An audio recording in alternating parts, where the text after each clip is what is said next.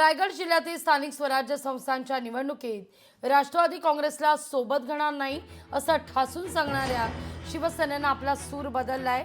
जिल्हा परिषद आणि पंचायत समिती निवडणुका महायुतीमधूनच लढायच्या आहेत अशी सामंजस्याची भूमिका त्यांनी घेतलेली आहे। मात्र त्याच वेळी जागा वाटपाचा फॉर्म्युला सुद्धा त्यांनी समोर आणलाय।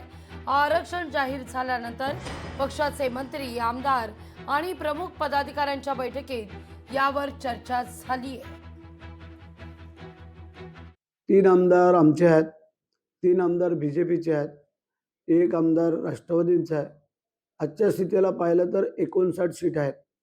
मग 59 चे जर बेरीज करायची झाली तर आमचे 7 आमदार त्याची बेरीज करून जे काय 3 सीट जास्त उरत आहेत त्याचा काय विचार करायचा। परंतु हा आदेश, हा निर्देश जसं वरून येईल म्हणजे प्रत्येकाला वाटतं की आपापल्या आमदारकीच्या क्षेत्रातले आपले सदस्य निवडून यावेत। मग तसे आम्ही 7 आमदार युतीतले आहोत।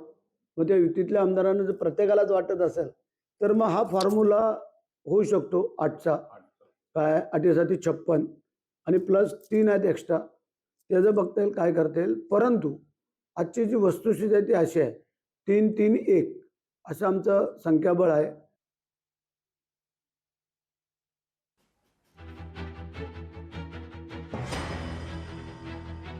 सहकार क्षेत्रात मोठी खळबळ उडवणारी बातमी देखील आता समोर येतेय।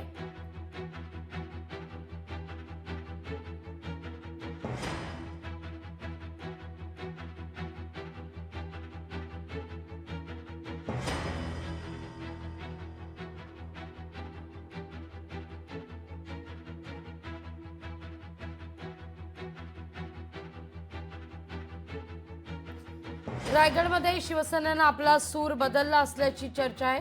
काँग्रेस नको म्हणणाऱ्या शिवसेनेची सामंजस्याची भूमिका आहे। आरक्षण जाहीर झाल्यानंतर जागा वाटपाचा प्रस्ताव आणला जातोय असं देखील म्हटलं जात आहे।